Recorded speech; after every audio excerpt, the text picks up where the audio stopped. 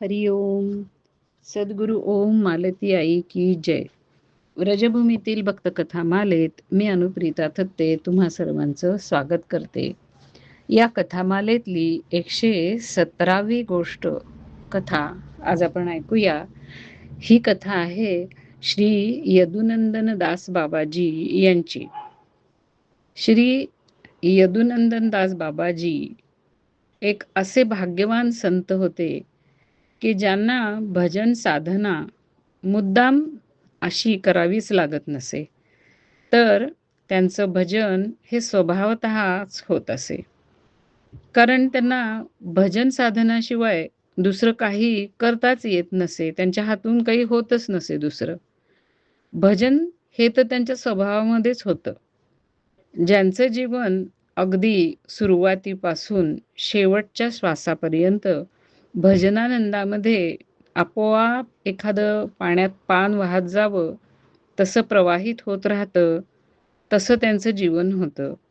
भगवंताच्या प्राप्तीसाठी यज्ञ याग तपश्चर्या किंवा आणखीन काही कठोर साधना त्यांना कधी करावीच लागली नाही, तर भगवंताच्या प्रेमामध्ये त्याच्या आठवणीमध्ये नाचून गाऊन आणि अत्यंत सरळपणाने त्याला हाका मारत सहजासहजी त्यांना भगवंताची प्राप्ती झाली.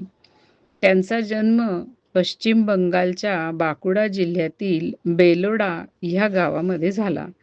अगदी सुरुवातीपासूनच नृत्य गायन आणि लीला अभिनय ह्याच्यामध्ये त्यांना फार रस होता आणि गतीही होती. कारण भगवंताने जणू त्यासाठीच त्यांना बनवलेलं होतं. भगवंताने त्याला साजेसं सुंदर रूपही त्यांना दिलं होतं आणि तितकाच मधुर कंठही त्यांना प्राप्त झालेला होता. तशीच भावसंपत्तीही त्यांच्याकडे होती. साधक भक्तीच्या साधना करून एक उंच अशी अवस्था प्राप्त करून घेतात आणि मग एका भक्तिभावाची सात्विक भावाची त्यांना प्राप्ती होते. पण तो सात्विक भाव त्यांना अगदी सुरुवातीपासून निसर्गतःच प्राप्त झालेला होता. लीला अभिनय करताना ते राधाराणीचाच अभिनय करत असत. राधाराणी खरोखरी श्रीकृष्णाच्या विरहामध्ये कशी रडत असेल, तिच्या शरीराला कसा कंप सुटत असेल, कधी तर ती मूर्छा येऊन पडत असेल, असे जे सगळे सात्विक भाव इतर अभिनेत्यांना दाखवावे लागतात, करावे लागतात आणि कळतं त्या भावामध्ये त्यांचा तो अभिनय पाहताना की ते हा अभिनय करतायत. पण यदुनंदनदास बाबाजी हे केवळ तसा अभिनय करायचे नाहीत, तर ते खरोखरीच त्या भावामध्ये त्यावेळेला शिरायचे आणि त्यामुळे त्यांचा अभिनय हा अत्यंत अभिजात, उच्च स्तराचा आणि खरा असा वाटत असे. राधेचा अभिनय करता करता त्यांनी स्वतःला राधाराणीच्या चरणी संपूर्णपणे समर्पित केलं. मग श्री जीव गोस्वामीच्या परंपरेतील श्री नंदलाल गोस्वामी यांच्याकडून त्यांनी दीक्षा घेतली आणि राधाराणीची मंजरी म्हणजे स्त्री सखी सेविका ह्या रूपामध्ये ते मानसिक सेवा करू लागले. ते जेव्हा 18 वर्षाचे झाले त्यावेळेला त्यांनी गृहत्याग केला आणि ते व्रजभूमीमध्ये निघून गेले. व्रजभूमीत साधना करताना हे किशोरी, हे राधे, हे प्राणेश्वरी अशी राधाराणीला आर्त साद घालत त्यांनी व्रजभूमीतील राधाराणीच्या लीलास्थली, वन, उपवन याच्यामध्ये खूपच भ्रमंती केली. त्याच अवस्थेमध्ये एक दिवस अशाच एका स्थानावरती, राधाराणीच्या लीलास्थानावरती भावमूर्ती श्री गौरांग महाप्रभू म्हणजे राधाराणीचा मूर्तिमंत भाव म्हणजे श्री गौरांग महाप्रभू असं म्हणतात.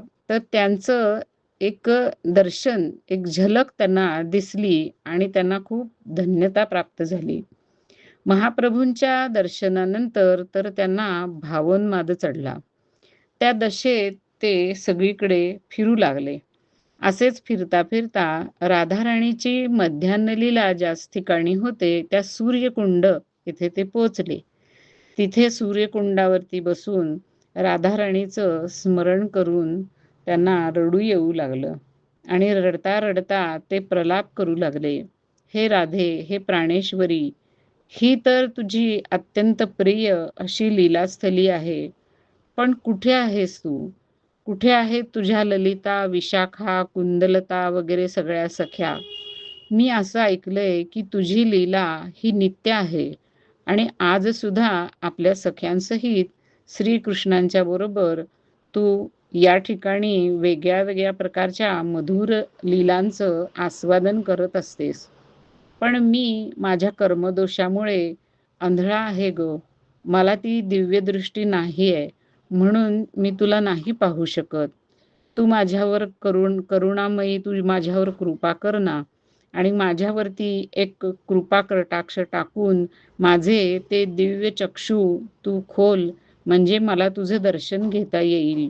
हे असले नेत्र असून तरी काय उपयोग, की जे तुझ्या दर्शनाला योग्य नाहीत. आणि हे असं जीवन जगून तरी काय उपयोग आहे, की ज्याच्यामध्ये तुझ्या करुणा दृष्टीने संजीवनी मिळत नाही भक्तीला. अशा प्रकारे त्या प्रलाप करत होत्या. ते प्रलाप करत होते आणि बाबांची ही करुण पुकार खरोखरीच राधाराणीने ऐकली आणि सिद्ध मधुसूदनदास बाबाजींचे शिष्य श्री हरिगोपालदास बाबाजी यांना प्रेरणा देऊन या यदुनंदनदास बाबाजींना आपल्यापर्यंत पोचण्याचा रस्ता या राधाराणीने प्रशस्त करून दिला. प्रथम आपण सिद्ध मधुसूदनदास बाबांची आठवण काढूया. आपण त्यांचं चरित्र ऐकलेलं आहे. त्यामध्ये आपल्याला आठवत असेल की राधाराणीने मधुसूदनदास बाबाजींना स्वप्नदृष्टांत दिला होता आणि सांगितलं होतं की तू ज्या घाटावरती सूर्यकुंडात स्नान करतोस, तिथे गळ्यापर्यंतच्या पाण्यामध्ये एक शिला आहे. वास्तविक ती शिला पहिल्यांदा त्या कुंडाच्या तटावरती होती. पण घाट बांधायच्या ह्याच्यामध्ये ती शिळा त्या सूर्यकुंडामध्ये घेतली गेली. ती जेव्हा काठावरती होती, तेव्हा तिथे स्नान करताना मी माझा मुकुट आणि माझी आभूषणं त्या शिलेवरती ठेवली होती आणि त्याच्या स्पर्शाने ती शिला वितळली आणि त्या सगळ्या दागिन्यांचं आणि मुकुटाचं ठसे त्याच्यावरती उमटलेले आहेत. तू ती शिला काढ आणि त्याचं नित्यपूजन कर. मधुसूदनदास बाबाजींनी गळ्यापर्यंतच्या पाण्यातून ती 2-2.5 मणाची शिळा दोन्ही हातांनी फक्त उचलून काठावरती आणली आणि त्यांना ती अगदी फुलासारखी भासली. त्याच्यानंतर ते जोपर्यंत जीवित होते, तोपर्यंत त्यांनी त्या शिलेची प्राणपणाने राधाराणी असं मानून सेवा केली. मधुसूदन दास बाबाजींनी जेव्हा शरीर सोडलं, तेव्हा त्यांची समाधी त्या पत्थराच्या जवळच बांधण्यात आली आणि ती शिला त्या समाधीमध्ये अशा प्रकारे बसविली गेली, की त्याच्यावरती उठलेले जे मुकुट आणि आभूषणांची चिन्ह आहेत, ती सगळ्यांना दर्शन त्याचं होऊ शकेल. मधुसूदन बाबाजींच्या नंतर श्री हरिगोपालदास बाबाजी हे त्या शिलेची सेवा करीत असत. ते वृद्ध झाल्यानंतर त्यांनी आपले सेवा शिष्य श्री जयकृष्णदास बाबाजी यांना ती सेवा दिली. आता हरिगोपालदास बाबाजींनी त्या जयकृष्णदास बाबाजींना सांगितलं की ह्या युवकाला तू वेश दे आणि त्याला अष्टकालीन लीला स्मरणाची पद्धती शिकव. यदुनंदनदास बाबाजींनी जयकृष्णदास बाबाजींच्याकडून वेश घेतला. तसंच लीला स्मरणाची पद्धतही शिकून घेतली. लीला स्मरण करत आता ते सूर्यकुंड येथे राहू लागले. आपले गुरुदेव जयकृष्णदास बाबाजी आणि परमगुरु श्री हरिगोपालदास बाबाजी यांची ते सेवाही करू लागले. त्या दोघांची सेवा करण्याचा एक मुख्य मार्ग म्हणजे त्यांच्या समोर कीर्तन करणे.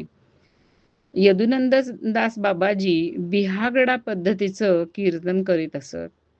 हे बिहागडा पद्धतीचं कीर्तन मधुसूदनदास बाबाजींनीच रचलेलं होतं आणि त्याचा सूर आणि ताल इतका अवघड होता की चांगले चांगले मोठे म्हणजे बरीच वर्ष कीर्तन करणारे कीर्तनकार सुद्धा ते म्हणताना चुकत असत किंवा त्यांना पूर्णपणे ते कीर्तन म्हणता येत नसे. म्हणजे सगळे सूर आणि सगळ्या पद्धतीचे ताल त्याच्यामध्ये त्यांना लावता येत नसत. पण यदुनंदन दास बाबाजी मात्र ते त्या प्रकारचं कीर्तन करण्यामध्ये अत्यंत निपुण होते. ते आपल्या तालासुरात, आपल्या गोड आवाजात आणि मध्ये अभिनय करून त्या 2 महात्म्यांना कीर्तन ऐकवत असत. यदुनंदन दास बाबाजींचं ते रसिलं कीर्तन ऐकून हे दोन्ही महात्मा भावविभोर होऊन जात. त्यांची खूप प्रशंसा करत आणि त्यांना अगदी तोंड भरून, मन भरून असा आशीर्वाद देत असत. हरिगोपालदास बाबाजी हे त्या काळच्या वयोवृद्ध आणि सिद्ध अशा महात्म्यांपैकी एक होते. पंडित रामकृष्णदास बाबाजी या हरिगोपालदास बाबाजींचा अत्यंत आदर करत असत आणि येऊन येऊन त्यांना श्रीमद भागवत कथा आणि रूप सनातन वगैरे संतांचे ग्रंथांचे पाठ ऐकवत असत. यदुनंदनदास बाबाजी या दोन्ही महात्म्यांची सेवा करत असल्यामुळे त्यांना सुद्धा रामकृष्णदास बाबाजींची कथा आणि त्यांचे पाठ ऐकायची संधी, सुवर्ण संधी मिळत असे. अशा प्रकारे यदुनंदन बाबा आपल्या ह्या 2 गुरूंची सेवा तर करीतच असत. त्याशिवाय अन्य साधू आणि व्रजवासी यांची सुद्धा ते सेवा अगदी मनापासून तनमनाने करीत असत. दरवर्षी मार्गशीर्ष मासातील शुक्ल पक्षाच्या अष्टमी तिथीवरती मधुसूदनदास बाबाजींच्या समाधीच्या ठिकाणी खूप मोठा त्यांच्या पुण्यतिथीचा उत्सव साजरा केला जात असे. त्या उत्सवामध्ये स्वतः खपून यदुनंदनदास बाबाजी सर्व महात्म्यांच्यासाठी स्वयंपाक करत असत आणि इतक्या मनापासून आणि भक्तिभावाने केलेला तो त्यांचा स्वयंपाक महात्मा लोकांना अत्यंत आवडत असे. त्यामुळे होई काय, तर जेव्हा दरवर्षी 84 कोस व्रजभूमीची परिक्रमा हे महात्मा लोक करत असत, तेव्हा यदुनंदनदास बाबाजींना ते आपल्याबरोबर घेऊन जात आणि ह्या परिक्रमेमध्ये सर्व साधू महात्म्यांच्यासाठी स्वयंपाक बनवण्याची जिम्मेदारी ही या यदुनंदनदास बाबाजींच्यावर सोपवली जाई आणि त्यांच्यावरती हा सगळा भार सोपवून अत्यंत निश्चिंत मनाने हे सर्व साधू महात्मा आपली यात्रा पूर्ण करत असत. ते महात्म्यांच्यासाठी अत्यंत प्रेमाने स्वयंपाक करत आणि जो काय असेल तो चारीठाव स्वयंपाक असे. पण स्वतः मात्र ते त्या प्रत्येक गावामध्ये जिथे जातील तिथे मधुकरी मागूनच खात असत. त्या स्वयंपाकातलं ते स्वतः काही खात नसत. ते असं त्यांचं व्रत होतं. आणि मधुकरी जर एखाद्या दिवशी मिळाली नाही, तर ते उपाशी राहत असत. मधुकरीमध्ये एखाद्या दिवशी जर रोटी म्हणजेच पोळ्या जास्त मिळाल्या, तर ते वाळवून ठेवत आणि पुढे त्या पाण्यामध्ये भिजवून खात. म्हणजे पूर्णपणे स्वयंपाक करणं, वाढणं, त्याचे आवराआवरी करणं, हे सगळे कष्ट साधू महात्म्यांचं जेवण तयार करण्यासाठी यदुनंदनदास बाबाजी खपून स्वतः करत असत, पण स्वतः मात्र त्यातलं काहीही खात नसत. अशा प्रकारे सर्वांची सेवा त्यांची चालू होती आणि त्या सेवेवरती प्रसन्न होऊनच की काय, राधाराणीने त्यांच्यावरती आता एक विशेष सेवा सोपवली. ती सेवा म्हणजे ज्या शिलेवरती राधाराणीची आभूषणांची चिन्ह उमटलेली होती आणि जिची सेवा मधुसूदनदास बाबाजी करत होते, त्याच्यानंतर हरिगोपालदास बाबाजींनी त्यांची सेवा केली आणि त्याच्यानंतर यदुनंदनदास बाबाजींचे गुरु जयकृष्णदास बाबाजी करत होते. ती सेवा आता यांच्याकडे आली. जयकृष्णदास बाबाजींना आता बहुतेक तो सगळा सेवेचा कष्ट होत नव्हते, म्हणून त्यांनी यदुनंदनदास बाबाजींच्या वरती ह्या सगळ्या सेवेची जबाबदारी सोपवली आणि ते स्वतः बरसाना येथे निघून गेले. आता यदुनंदनदास बाबाजींनी ती सेवा कशी केली आणि पुढे त्यांच्या भक्तीचा आणि त्यांच्या आयुष्याचा पट कसा कसा चालला, ही सगळी कथा आपण पुढील भागामध्ये ऐकूया. हरिओम.